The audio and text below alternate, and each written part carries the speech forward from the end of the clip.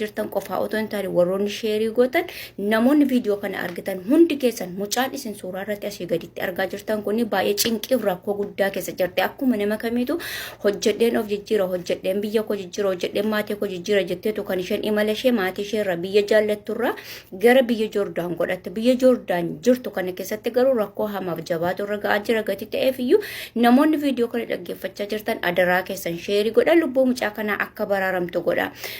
Qaama dhimmi ilaallatu imbaasiin Joordaan namoonni qaama seeraatti walitti dhufeenya qabdan adaraa keessan ijoollee keenya bira nuu dhaabbadha. Warroonni rakkatan kallattiidhaan gara keenya gaafa dhufan nuti immoo gara keessanitti dabarsina. Sababni isaa iyyuu sagalee siin taanaa fi isin immoo dhaqxanii akka qaqqabdaniif adaraa keessan adaraa lammummaa adaraa keessan mucaa kana lubbuu ishee dafaati baraaraanii sheerii godha ganniifaa biraan ga'a namoota fuula gurguddaa qaban.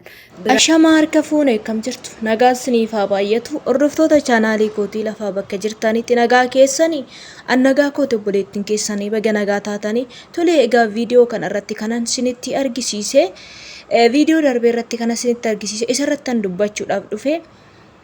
Egaa hundumti keenya iyyuu hojjetannee of jijjiirraadhaaf biyyaa baanee gaafa biyya keenya keessaa deemnu keessatti mana hin taane iddoo hin taane nu ga'a jenneetu hin baanu. Hojjetanneetu of jijjiirraa, hojjetanneetu maatii keenya jijjiirraa, mana abbaa kootiin ijaaraa, mana haadha kootiin ijaaraa, ofii koon jijjiiraa, dhala koon jijjiirarree kan jennu baay'eetu jira jechaadha. Garuu immoo gaafa gara biyya ormaa kana dhufne waan baay'eetu nu mudata. Egaa obboleettii keenya akkuma ishinitti mucayyoon viidiyoo irratti ishinitti argisiise kana maqaa ishii Leellisee kan jedhamtudha. Leellisee Baqqalaa jedhamti.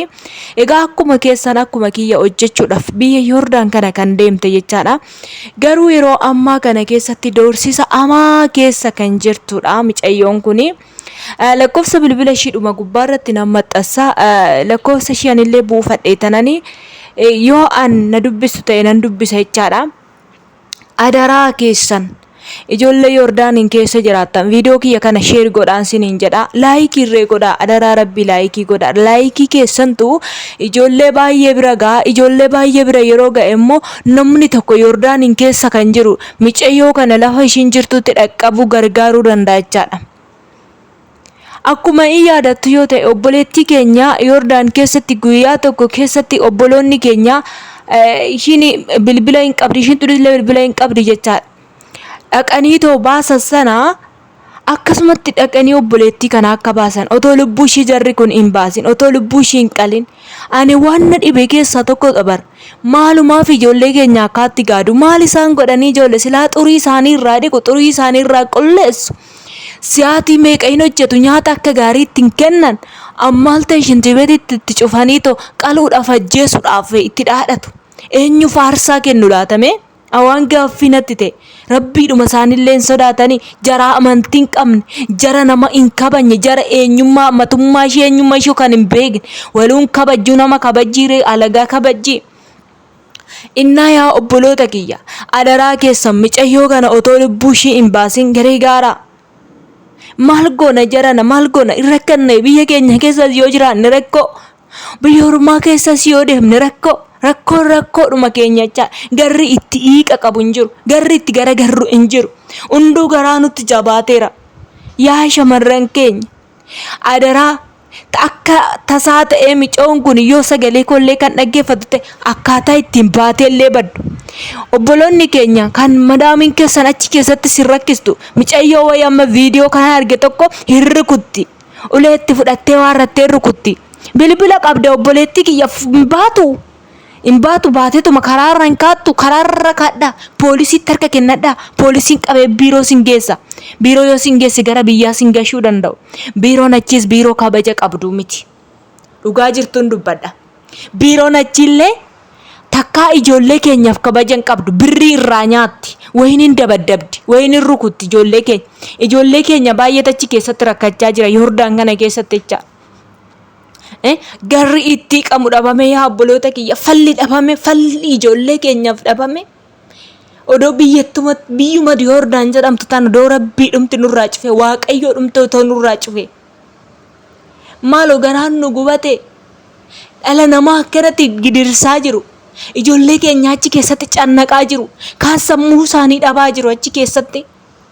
kaan dabaddabamaa jiru, kaan doorsifamaa jiru, kaan shintibeetitti galfamanii qaxaaxama qoonqodhaan rukutamaa jiru. Waan baay'ee achi keessatti ta'aa jira obboloota kiyya. Waan argaa olluu fi waan dhagaatii ol biyya Yoordaan keessatti waan nama gaddisiisu jechaadha. Adaraa keessan. Anis amma humna kootii amma hin danda'u nan gargaara. Lakkoofsa ishii kanallee qabadhaa isiniin jedha. Qabannee ganniin illee yoo gargaaruu dandeesse ijoollee achi keessa jiran, imbaasii achi keessa jiran illee adaraa keessan akka gargaarru jechaadha. Gara feesbuukii kiyyaatiin illee poostiin godhaa. Ijoollee baay'een achiin waan na hordofaniifu akka gargaaran abdiin qaba. Rakkoo keessaa obboleettii keenya akka baasan. Gaafa namni tokko du'e abaluu sun du'e achitti duute reeffa ishii galfanna jennee bo'uu qofa bu'aan qabu bar. Reeffi maal nu fayyada bakka kamitti otoo awwaallame? Du'aan maal nu fayyada ijoollee? Otoo lubbuun keessa jirtu haadha qabannu obboloota keenya. Otoo lubbuun keessa jiranii, otoo isaan bu'anii maaloo nu dhaqqaba? Maaloo barrii natti cufanii? Maaloo albee natti fudhatanii? Maaloo takka najjeesuudhaaf jedhu? Maaluma hin jedhe ani maaluma akkam akkan jedhu na dhibabee? Waan hin dubbadhus na wallaala bee. Waa'ee ijoollee keenyaa kana wanti ijoollee keenya irratti gochaa jiran baay'ee na gaddisiisa jechaadha. Sagalee koo naggeeffate takkalees beeruuti keessanatti fakkaate ani lakkoofsa koo yeroo baay'ee dubbachaan ture. Madaamiin kiyya sa'aatii meeqan booda sin ajjeesa naan jettee naa barreessite ani hin qosti ta'uu hin beeku ani koomentii jalatti jechaadha. Sa'aatii kan dabarraa sin ajjeesa sin qala naan jette maalchi sin qalti? Ogguma ishii sin qala jettu hin baatu uffata kee dhiisii bahi. Waan akkasii dhuguma hin jira taanan bilbila keessan akka waan nama koosii gatutti bilbila keessan kiisii keessa godhadhaatee alatti ba'a. Isaan booda ijoolletti dawwalattu ijoolleen bakka siin jirtanitti taaskii siin erganii si fuudhuu danda'u. Ishii siin qalattee sitti dhaadhattati sim jettee jala teessaa amma ishiin billaa fudhattee si qaltutti. Rakkoo dhumti ijoollee keenyaa kun dhugaa rabbaane waan waasaan beeku jechaadha. Waanuma jennu saatu waama dubbannu saatu wallaallee jirra yaa hordoftoota kiyya. Kanaafuu ofirratti ilaalina isinillee bilbila keessan qabadhaati akka nama kosii gatutti gadi baati bada. Daandii dhumarraa akka maraatutti kaadhaa.